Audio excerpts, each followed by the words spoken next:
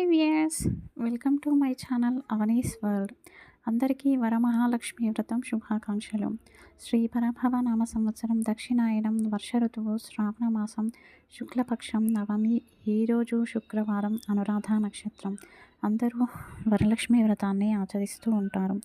ఈరోజు జపించవలసిన మంత్రం ఓం శ్రీ మహాలక్ష్మియై నమః, ఓం శ్రీ మహాలక్ష్మియై నమః, ఓం శ్రీ మహాలక్ష్మియై నమః. అష్టలక్ష్మిల కలయికనే వరమహాలక్ష్మి. ఈరోజు అమ్మవారి ముందు 9 పోగుల పసుపు దారాన్ని ఉంచి పూజ అయ్యాక కుడి చేతికి కంకణంగా ధరిస్తే శుభప్రదం. అలాగే అమ్మవారికి నైవేద్యంగా పాయసం, కేసరి, బొబ్బట్లు, బూరెలు ఇవేమీ లేకపోయినా కూడా కాస్త బెల్లం పెట్టినా కూడా అమ్మవారు సంతోషిస్తారు. ముఖ్యంగా మనం పాటించవలసింది కోపము, ద్వేషము, అసూయ లేకుండా ఉంటే అక్కడ లక్ష్మీదేవి నివాసం ఉంటుంది. అసలు ఈరోజే వరలక్ష్మి వ్రతం అనేది భూలోకంలోకి వచ్చింది. అసలు ఎలా ప్రారంభమైంది అన్న విషయం గురించి, ఈ వ్రతం ఏ విధంగా మొదలైంది అన్న కథ తెలుసుకుందాము. అయితే పూర్వంలో ఋషులు, అదేవిధంగా దేవతలు కూడా వారు తపస్సు చేసుకోవడానికి, యజ్ఞ యాగాదులు నిర్వహించడం కోసం ఒక దైవభూమిని కావాలి అని చెప్పేసి కోరుకుంటారు. అప్పుడు సాక్షాత్తు మహావిష్ణువే నైమిషారణ్యాన్ని ఏర్పాటు చేస్తారు. ఆ నైమిషారణ్యంలో ఒక మహర్షి తపస్సు చేస్తుండగా ఆయన శిశువులు, గురువుగారు ఏ పూజ ఆచరించినా, ఏ యజ్ఞాన్ని ఆచరించినా, ఏ హోమాన్ని ఆచరించినా భార్యాభర్తలే ఆచరించాలా, ఒక్కరు ఆచరించకూడదా అని చెప్పేసి అడుగుతారు.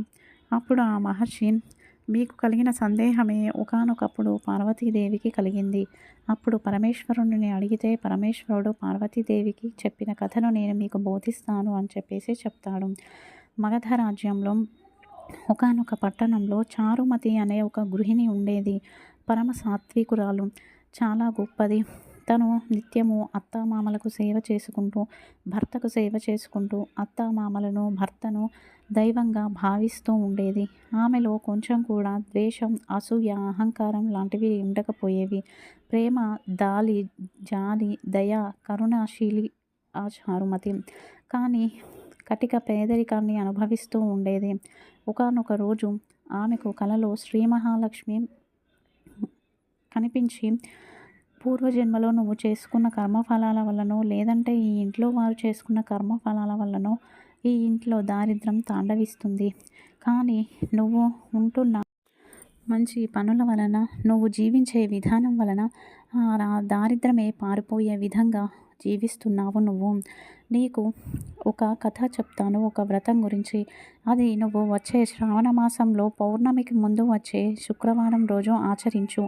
నీతో పాటు నలుగురు ఆచరింపచేస్తే వారికి కూడా దారిద్రం తొలగిపోయి కుటుంబం అనేది వృద్ధి చెందుతుంది అని చెప్పేసి కలలో మహాలక్ష్మీదేవి వరలక్ష్మి వ్రతాన్ని ఏ విధంగా ఆచరించాలి అని చెప్పేసి చెప్తుంది.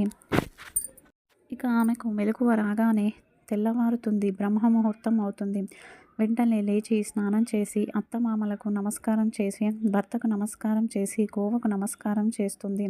తదుపరి తన అత్తగారికి చెప్తుంది, అత్తయ్య నాకు కలలో ఈ విధంగా వచ్చింది, శుభమా అశుభమా అంటే అత్తగారు, చాలా శుభం తల్లి, నువ్వు చాలా మంచిదానివి, నీకు సాక్షాత్తు అమ్మవారి దర్శనమే కలిగింది. అమ్మవారు నీకు కలలో ఏ విధంగా చెప్పారో అదే విధంగా నువ్వు ఆచరించు అని చెప్పేసి అత్తగారు చెప్తుంది. ఇక చారుమతి శ్రావణ మాసం రాగానే పౌర్ణమి ముందు వచ్చే శుక్రవారం రోజు ముత్తైదువులందరినీ పిలుచుకొని కలలో అమ్మవారు ఏ విధంగా అయితే వ్రతాన్ని ఆచరించమని చెప్పారో అదే విధంగా ఆచరిస్తుంది. ఇక అమ్మవారి చుట్టూ వారంతా ఒక ప్రదక్షిణ చేయగానే కాళ్ళకు గజ్జలు వస్తాయి, వెండి పట్టీలు. అదేవిధంగా మరొక ప్రదక్షిణ చేయగానే వారి వంటిపైకి పట్టు వస్త్రాలు వస్తాయి. మరొక ప్రదక్షిణ చేయగానే వారందరి ఒంటిపైకి బంగారు ఆభరణాలు అనేవి వస్తాయి. ఇక ఈ విధంగా అందరూ కూడా ప్రతి సంవత్సరము కూడా అమ్మవారు వరాలను ఇస్తుంది, అనుగ్రహిస్తుంది అని చెప్పేసి ప్రతి సంవత్సరము అమ్మవారిని భక్తి శ్రద్ధలతో పూజిస్తూ వరమహాలక్ష్మి వ్రతాన్ని ఆచరిస్తూ ఉండేవారు అని చెప్పేసి ఆ ఋషివర్యులు శిష్యులకు బోధించారు. ఈ విధంగా పరమేశ్వరుడు పార్వతీదేవికి చెప్పాడు అని చెప్పేసి చెప్తాడు. అదేవిధంగా శిష్యులందరూ ప్రతి శ్రావణ మాసంలో ఏ ఏ పూజలు, పండుగలు ఉన్నాయో అవన్నీ కూడా ప్రజలకు తెలియజేసి వారే స్వయంగా నిర్వహింపచేసేవారు. ఈరోజు వరలక్ష్మి వ్రతాన్ని ఆచరిస్తున్నారు కాబట్టి రేపు ఉదయాన్నే విష్ణు ఆలయానికి వెళ్ళి దర్శనం చేసుకున్నట్లయితే లక్ష్మీదేవి సంపూర్ణ అనుగ్రహం కలుగుతుంది. ఎందుకంటే లక్ష్మీదేవి విష్ణు వక్షస్థలంలో నివాసం ఉంటుంది. రేపు బ్రాహ్మణునికి స్వయంపాక దానం ఇవ్వడం, గోపూజ, గోగ్రాసం లాంటివి ఇవ్వడం చాలా మంచిది. ఇవి కుదరని వారు ఇంట్లోనే విష్ణు పూజ చేసుకొని గోసూక్తాన్ని కానీ, గోపంచకాన్ని కానీ పారాయణ చేయండి. ఈరోజు వరమహాలక్ష్మీదేవి వ్రతం సందర్భంగా ఈరోజు సాయంత్రం అమ్మవారి ముందు మట్టి ప్రమిదల్లో నెయ్యి దీపాన్ని వెలిగించండి. తామర వత్తులు వేసి దీపారాధన చేసి కనకదార స్తోత్రాన్ని కానీ అమ్మవారి స్తోత్రాలను పారాయణ చేయండి. తదుపరి ముగ్గురు ముత్తైదువులకు ఇంటికి పిలిచి తాంబూలాన్ని ఇవ్వండి. ముత్తైదువులు అందుబాటులో లేని పక్షంలో ఆ తాంబూలాన్ని తులసి చెట్టు దగ్గరైనా ఉంచవచ్చు. అలాగే అమ్మవారికి ఉప్పు లేని పెసరపప్పును నైవేద్యంగా సమర్పించండి. ఇది ఈరోజు video. Thank you for watching.